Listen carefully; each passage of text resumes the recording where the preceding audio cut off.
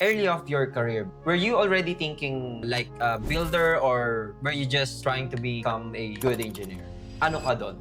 I know, alam ko sa sarili ko, I'm not a good engineer, but I am someone na curious a lot, na laging may iniisip na idea na something na pwedeng gawin. So I would consider myself a builder. But to build things, you also need to be a good engineer. So yun, I learned it out of the necessity. Ako, kinaya ko kasi kailangan kong gawin yung idea na yun. Today's guest is Brian Lim, a software engineer, an AI builder, and a founder whose work span enterprise system, product building, and startup execution. He is currently a principal AI engineer at Standard Chartered and the founder and tech lead of Packet Devs, giving him a unique perspective on both large-scale AI work and the realities of building and shipping products in a fast-moving environment. In this conversation, we'll explore Brian's journey, the experience that shaped his past, and the work he is focused on today, and what founders, engineers, and builders can learn from his approach to technology and execution. And this is Brian Lim. So hello, Brian. Thank you for being here and welcome to the podcast. Hi Rod, happy to be here. Thanks for Nice. inviting me. Okay, Brian. So before tayo mag-start, gusto kong mag-ask sa'yo muna ng spicy question. Okay lang ba? Sige, okay lang. Okay. So today, maraming mga naglilipanan na or mga tao na nagkiklaim na ng AI builder sila. But some other people are just packaging yung hype ng AI and to sell to the other people. Ngayon, from your point of view, ano yung nagsiseparate sa actual AI builders versus dun lang sa mga nagra-ride lang sa wave ng AI? Yeah, that's an interesting question kasi syempre we tend to follow kung ano yung uso, ano yung wave. And this is not something unique in tech. Even before AI, ano yung latest frameworks, ano yung latest technologies, yun yung na-hype tayo, and then business value, basta lang makiki-hype. And that's a clear difference between actual builders and yung mga hype joiners. The clear difference is if yung ginagawa nila has something na quantitative or naka-quantify yung result. Kasi maraming builders ngayon gumagawa ng mga multi-agent systems, ganyan, which I call them performative builders na parang sobrang complex ng setup pero wala namang na-achieve or wala namang Wala na sa quantifiable metrics na nasa-solve, ganun. And we hope we find a good balance between those. So, okay lang naman being curious and being interested with what's new, but finding a good balance kung may value ba siyang nabibring and not just, riding the hype. Kinda agree with those statement na sinabi mo na yung iba talaga nakiki-ride lang just to say lang or just to show lang the people, hi, gumagamit akong AI, ganito ganyan, di ba? Kasi nga, uso trend, kumbaga. Ngayon, pasok na tayo siguro sa background mo, Bral. So, this podcast is more about you. So, stage mo to, kumbaga. So, syempre, you're one of the most famous software engineer in the IT space. How do you feel about it? Hindi. Humble naman ito. Pero when you are, parang nakikita ka publicly, you tend to get a lot of attention. And with attention comes both good and bad. And syempre, hindi tayo sanay dun sa bad attention eh. So, syempre, of course ako, gusto ko lang na maging low-key lang. But syempre, when you share what you're working, ano yung nagagawa mo, na-attract mo din talaga yung public attention. So for me, personally, ever since when I started, gusto kong makilala bilang isang developer first before maging isang creator. And Brian, you are a principal AI engineer in Standard Chartered, right? Yeah. And you founded Packet Devs and you have lots of projects as well. And recently lang, meron kang binild na startup which is called Tarsi. So can you share us about bakit mo binild si Tarsi and ano yung parang first impression mo nung in-start mo siya? I talked about this. So Tarsi wasn't really meant to be a startup. Gusto ko lang siyang maging experiment. Kasi last week, I was invited to a talk sa UP and the talk theme was called Vibe Coding. And in preparation for the talk, naisipan ko na instead of showing slides, pakita ko na lang na kaya kong gumawa ng app in just 2 days para ma-prove ko na anyone can do this provided na may tamang parang structure and roadmap sila. Which I did. During the weekend, ginawa ko siya, binild ko siya para ma-demo ko dun sa event UP. And nung pinublish ko na siya sa App Store, shinare ko lang on my IG, LinkedIn. And then, what was unexpected was that it would rank number 1 sa charts on the App Store on its first day. And then, the succeeding day in the all categories na and in multiple countries. So, it was a welcome surprise na unexpected siya. So, ngayon, a lot of users downloaded the app, gumawa ko ng community and gathered their feedback. And then, lang, ini-improve ko lang siya hanggang continue pa rin na may mga nagda-download, may mga bumibili. So, might as well, di ba, na i-continue ko lang siya. Pero honestly, right now, hindi siya startup na may business plan ako sa kanya. It's just a project na I wanna improve and It's a build. fun thing. Nung ginawa mo siya, si Tarsi, meron bang parang realization nung outcome sa'yo na, uy, biglang nag-top 1. Uy, ang daming nagkaroong interested. In 2 days, nakapag-earn ako ng ganito. Nagkaroon ka ba ng parang gumano, parang may nag-click ba sa'yo na something na pwede ko pang gawin next time or something? Yeah. Number one is yung realization ko na something that could be treated so simple, like a budget tracker app, anyone can build it, anyone can do it, sabi nga nila, could be so impactful provided na tamang audience yung sinesharean mo. When I first shared it on my Instagram story, shinare ng friends ko who are not in the developer space. So, mga unang feedback nila, it was a fun experience kasi nga may mascot, which, a lot of budget tracking apps, walang ganon, na parang masaya yung experience, masaya yung onboarding, ganon. So, if you hit that right, that core experience for your users, papatak talaga siya. Even it can be as simple as a to-do list. Kanina, paulit-ulit natin ginagawa when learning a new language.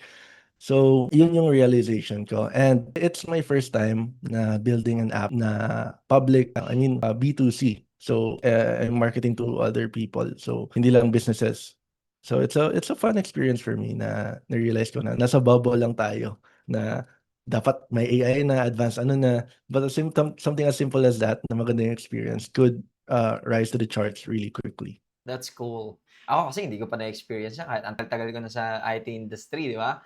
Parang 8 years na ako ngayon, hindi ko pa na-experience yung mga ganyang bagay. Kaya, nung na-experience mo yon yung part na nag-post ka, in 2 days, I earn 100K. What? What ka talaga kasi sobrang solid nung achievement na achieve mo for Tarzi. And it also gives me a realization din na mga, di ba, sinabi mo kanina, like, yung simpleng application na anyone can build, hindi natin alam or we don't know if we build it in a right way, in a right position, makaka-earn ka talaga ng malaki or magiging malaki yung achievement mo for building it. Ngayon, Brian, let's step back a bit muna. Kasi syempre, yung Brian ngayon is very polished version. You're already successful in life, you have a beautiful wife, and you're very handsome, di ba?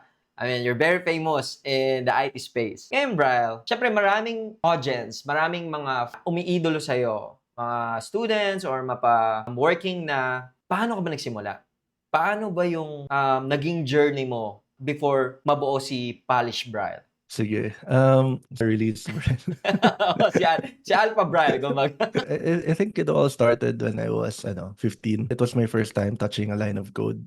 Yun yung time na gumagawa ko ng mga kasi nagdo-Dota ako dati. Sa Warcraft editor kasi pwede kang gumawa ng Jazz ata yun yung scripting language to build. Parang gustong gumawa ng mga sariling map, and to build something, kailangan nung matuto yung mga script, and that was the first time na encounter ko yung mga variables, yung mga loops. And then, gusto ko talagang gumawa ng game before. And then, nag-search ako online, ano bang pwedeng course na maging game developer. And nung nakita ko na pwede pala computer science or IT, yun yung in-enroll ko. Yun, after that, umasa naman, nag-graduate. Then, I started my first job nung 2019 as a software engineer. So, I was working at this Japanese firm, building other projects for clients. And then came the pandemic nung 2020. Yun yung first time kong na-experience yung work from home. Kasi full-time full-time nasa office kami. And when the pandemic hit, syempre nagsara yung mga online, yung mga physical stores, di ba? And then we had to shift. I mean, a lot of businesses kasi nahihirapan kasi yun nga, walang sales kasi Then my friends and I nung college, we started Pocket Devs to help yung mga businesses. Yung goal talaga namin was to build e-commerce stores. May mga friends kasi kami may mga businesses, and then build that. And then after nun was, may mga websites and may mga projects na for like mga e-commerce stores, management system, inventory system, ganon. And then after mga 1 year, ganun. We didn't do any marketing. Parang nire-refer lang sa Internal. internal, mga circle of business owners nila. And then, uy, ito si Pocket Devs gumagawa to ng ganito, website, ganyan, mobile app, delivery app, ganyan. And then, it grew on from there. And yun, I've worked on it full time nung hanggang until 2024 ata, until eventually I turned it over to my good friend, and then siya na yung nagma-manage nung Pocket Devs kasi iba na yung priorities ko in life eh. Ayun. Pero you're still part pa rin nung Devs. Yes, I do consultancy naman. Okay. So, yung early of your career ba, at the start, were you already thinking ba like a builder or were you just trying to become a good engineer? Ano ka doon? I know, alam ko sa sarili ko, I'm not a good engineer, but I am someone na curious a lot, na laging may iniisip na idea na something na pwedeng gawin. So I would consider myself a builder. But to build things, you also need to be a good engineer. So yun, I learned it out of the necessity. Hindi yung other way, which is just because you're a good engineer, gagawa ka ng ganito kasi kaya mo. Ako, kinaya ko kasi kailangan kong gawin yung idea na yun. That's what I would consider myself. So, may mga history ka rin about joining hackathon. Ito medyo interesting to, especially for mga beginners or yung mga hard coder na tinatawag na gustong maipagsabayan sa maraming contestant when building a super limited time based on the problem or challenge ng mga hackathons. Ano yung parang nagbigay sa'yo ng interest? Bakit ka sumasali sa mga hackathon? Short story muna. I joined my first hackathon in 2018. Ano ako nun? I was based in Cebu and then may opportunity to travel to Manila para sumali ng hackathon and to represent my school. So I grabbed that opportunity and natalo ako. Marami naman kami pero parang pinersonal ko yung pagkatalo ko. Heartbroken ka, gano'n? Heartbroken, no? Yun yung first heartbreak ko. And hackathons back then were different to hackathons now. Kasi hackathons back then required you to code talaga your code base na nire-review, ini-inspect and see the feasibility. Now, more on the ideas na lang and how it can be a good business or ganun. But depende talaga for the hackathon. So, yun yung naging ko. When first encounter ko yung hackathon, wala akong idea at all. So, ganito pala to, puyatan. But natuwa ako kasi, yun nga, pag may hackathon, may mga food, may mga snacks. And being someone in college, syempre, malaking bagay na yun rin yung libre, diba? So parang naano ko na siya. And then you get to meet a lot of people, nakilala mo, you get to learn from them. And yun na yung naging ko, na if may opportunity, grab it. Kasi wala namang nawawala sa akin eh.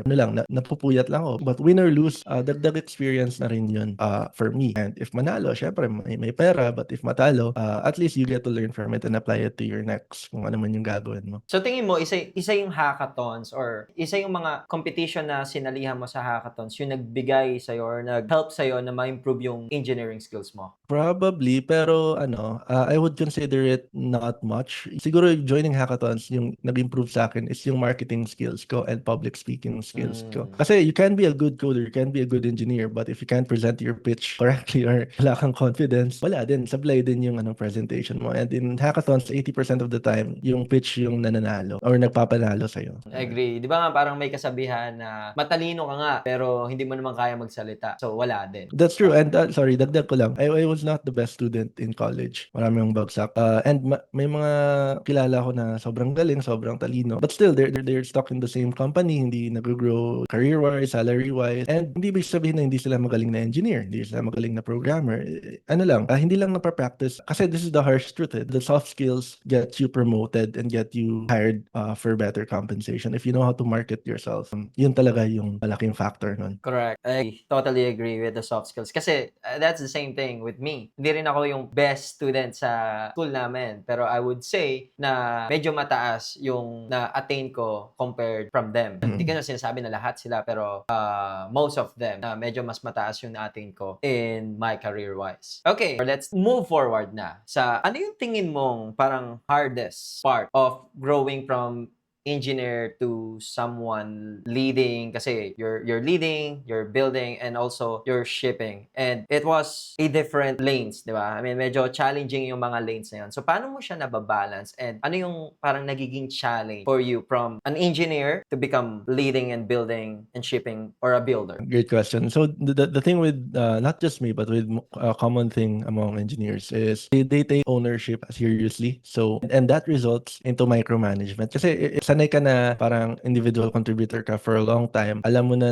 anong gagawin mo, ano yung output nun. But if you're in a new position na you get to delegate, medyo probabilistic yung scenario eh. Baka utusan ko to, iba yung output, yung ganyan. So, yan yung nagiging challenge. And siguro, as someone who leads, you need to have parang may pakikisama and matimpla mo yung ng team mo. Kasi everyone has their different, saan sila mas magaling. And you entrust them a goal or an output or a task and may tiwala ka na kaya nilang gawin yan. And one bonus lang, if you've been there in their same situation, na nakaka-relate ka sa mga challenges nila. Let's say, technically, kunwari, may sira sa server, ganyan, then you experienced that before, so pwede mo silang i-coach, i-guide, which is something na if you come from a non-technical background, kaya makaka-relate. Hindi realistic yung mga deadlines mo kasi you've never been in that same position as them eh. So I think it's a good place to be na nagsimula ka as a junior and then you eventually lead a team and at least na-relate mo and then you can be someone na nung junior ka pa, someone na kailangan mo noon. Yun yung yun yung parang lagi kong kung ito siya, nahihirapan to, ano ba yung pwede kong magawa nung ako din? And what would have helped me now nung junior pa ako? So, yun yung parang ginagawa ko sa ibang mga ka-work ko. So, in your work, na mention mo yung micromanaging. Have you experienced ma-micromanage sa experience mo sa work? Yes, definitely, especially in my first company. Kasi it was a Japanese company and Japanese culture, they equate long working hours with productivity. Parang regardless of your output, if kunwari na marami kang magandang nagawa, but so yung mga na-promote, yung mga, ay grabe to, ang sipag nito, nag-overtime. Pero wala namang hindi naman, parang same lang kayo ng output, yun. And then lagi nag-check-in na, Brian, kumusta? Brian, diba? Mga nangungulit, no? Ping ng ping, ganyan. And then, sorry, segue lang ako. And what I hate the most, especially when this was pre-AI, so I had to like deal with, may sarili kasing framework yung old company namin. So I had to read through a lot of documentation and to read through a lot of code. What I hate the most is parang nasa in the zone ako na nag-gets ko na to. Biglang mag-call ng meeting, ganyan. Anong update na to, ganyan. Pwede namang i-chat. So yun, nawala na yung focus ko. Nawala na yung ko. Ayun lang. Correct. Very common siya sa mga corpo, no? Or sa mga big companies talaga. Na, ewan ko parang, bakit kaya ganun yung ginagawa nila? Na, hindi naman kailangan ng devs palagi ng meeting. Kasi yung devs hindi naman sasalita. Devs will just gonna build things. Nothing on my diba? side. Yun lang eh. Nothing on my end, di ba? Imagine mo, upo ka ng meeting for 1 hour, nakaganong ka lang. Meron pa ba yung question? None on my end. Ganun lang sasabihin mo, di ba? Yun yung mga parang mga wasteful moment or mga worst moment natin dati sa corporate. And I think it's still happening pa rin. And hopefully, no, definitely. yung iba, mabago na yung ganong klaseng culture kasi mga devs talaga should focus on their own task, not on the meeting. Yeah, Okay, I so since I-mention mo na yung AI, Brian, ngayon move forward na tayo. So, what are the benefits na nabigay sa'yo ng AI? Yung pumasok to mga AI agents, Claude, ChatGPT, and so on. Well, the main benefit talaga is time. Lahat ng mga tagal mong gawin dati, sobrang kayang gawin mo na lang ngayon. So, yun yung benefit. And then, of course, yung quality. Some people say na, uy, AI coded yan. Pangit ng quality niyan. 2 years ago, that were true. Pero right now, I admit na mas magaling talaga si AI mag-code compare sa akin. And as if naman na yung code mo dati, wala namang error. Diba? And working with AI also makes me a better developer din eh. Kasi kaya nagko-code ka, yung gamit mong agent, yung may thinking mode. So, nababasa mo yung iniisip niya, ano yung approach niya. May mga ganito palang mga strategy, may mga ganito palang approach. Okay. So, ngayon ako, nalalaman ko. Mas aware ako compared to before na maghanap ako ng workmate or mag-chat ako sa mga group. Paano to guys? Ganyan. Tapos kokomenta lang ako. Basahin mo yung rules. Search mo to. Check mo sa Stack Overflow. Mga ganyan. Yun. So, malaking big help talaga for me. Agree. Kasi parang isa sa mga misconception din sa AI, no? Yung iba, Gusto nila nagko-comment about yung output ng AI is ganito, buggy, error, ganito, ganyan. Pero at the same time, yung code mo ba before is walang error. 'Di ba? Yun na-mention mo kanina. So I think yung hindi nila magets or yung nami-miss nila yung point na hindi naman tayo perfect coder before. 'Di ba? Nung pumasok tong AI, mas nabigyan tayo ng way para mas maging good developer or mas maging great software engineer kasi mas marami ng ideas, nandiyan na yung mga context and so on na mas madali natin maaral compared before. Okay, so in a world of full AI hype, what does practical AI actually mean to you? Yun, practical AI is actually solving a real problem na affecting lots of people. And it's easy to overlap those two things kasi a lot of companies insert AI into their workflow for the sake of AI, even if it doesn't make sense. Para lang ahead or ganun. And a lot of companies, and I'm talking about outside of tech who are thinking of adopting AI, malaki yung misconception nila between AI and automation. Things that can be automated do not need AI. All you need is a script, ganyan. And AI is good, particularly when there are cases na may mga mga unstructured data na need ng ganitong output, ganun. So it helps. And I talked about this last year in Malaysia dun sa AI for SMEs. One thing when you're implementing AI in your business, there has to be a quantifiable metric na helpful siya. For example, in customer service, nagre-resolve ba talaga faster for customers or nag-help ba talaga sa mga employees nyo, users nyo? Dapat may analytics or metrics kayo doon. Kasi if wala, you would think na naging productive kayo. But if you look at the data, hindi pala, parang sayang lang yung implementation nyo doon. Parang nagdagdag lang sila ng ng Oo. features pero wala naman na solve. Ito, extreme common approach of using AI is customer support chatbots. Instead of humans, parang AI na yung nagchat-chat. And then when you look at the metric, parang mas marami pang ang complaints kasi hindi na nare-resolve agad ng AI. So, you need to have Nag-hallucinate lang, no? you need to have a standard there. And I had this firsthand. I think it was, sa Scoot ata yung airline. Tinry ko lang kasi AI yung chatbot. Yan. Chat ko, build me a React component. Ayun, nag-reply. Walang constraint, no? Kumbaga naging So, free chatbot na. And yun, that's what's important. Okay, I'm not sure kung nag-agree ka. Why do you think maintenance is so undervalued compared to launching? Yeah, I agree with this a lot. No, it's easy, especially in corporations or large enterprises. It's so easy to launch something, and it's so nakaka-boost ng ego if ikaw yung, uy, ako nagsimula nito, ako yung nag-start nito, ganyan yan. But that's not even half of the work. Most of the work goes into the maintenance part. Kasi, yun nasimulan mo, pero the reason why it's still alive is because of the people behind maintaining that infra or yung ano man yung nilaunch mo na software or product, resolving complaints, yung mga nagda-down na server, ganyan. Yun yung mga na-underappreciate din na mga roles compared those sa may maraming mga bold ideas na AI na to, ganyan. And post-implementation, wala, nag-resign. So, who's left to maintain? Kawawa naman yung mga, di ba? Naiwan. Yung mga naiwan. Yeah.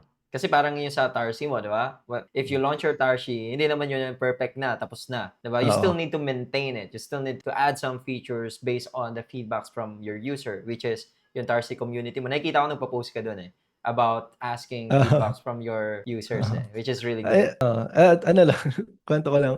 Magandang experiment siya for me kasi again, I was able to launch the app in 2 days and honestly, walang QA yun.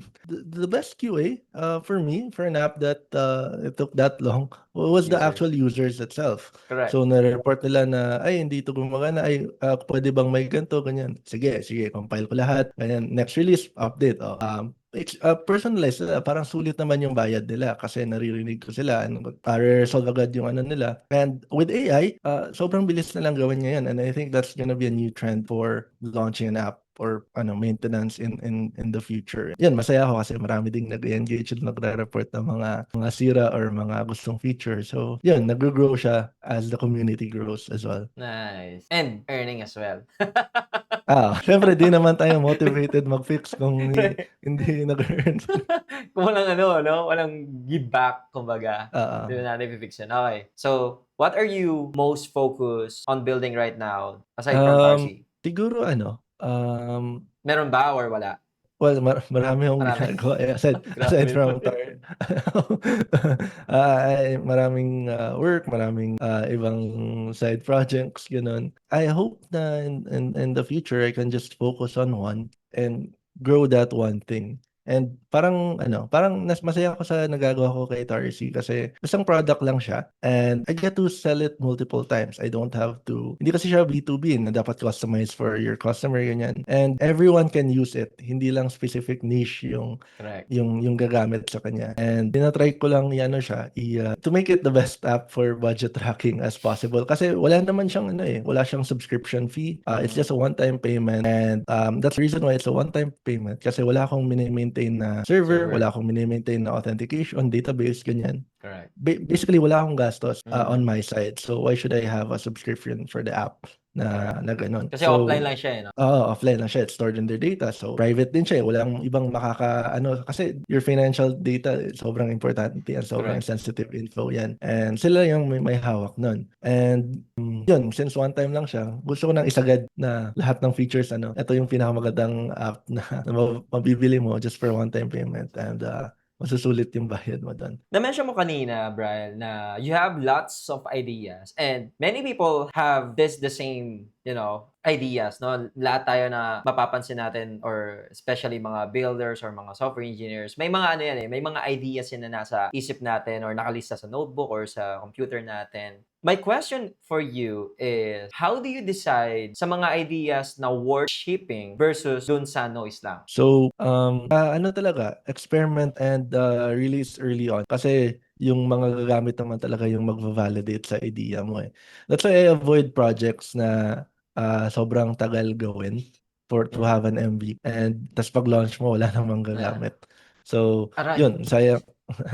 Sayang lang yung parang masasayang lang yung oras. So, pero if tatanungin mo ako, ano yung idea ko na gusto ko talagang gawin ever since, but I'm not sure if anyone was to go back to my childhood dream na to build a game. But siguro if in the future madali na lang siyang gawin, but kasi when you're building a game, hindi lang code eh. Mini-maintain mo pati yung mga assets like graphics, mga sprites, PNGs, ganun. Medyo time consuming and time I don't have. So, kaya yun, si Tarsi, hindi ko nakwento pala. Nagsimula si Tarsi kasi gusto kong gumawa ng parang Pokemon game, but Philippine creatures. So, Okay. Tarsi yung unang parang starter Pokemon.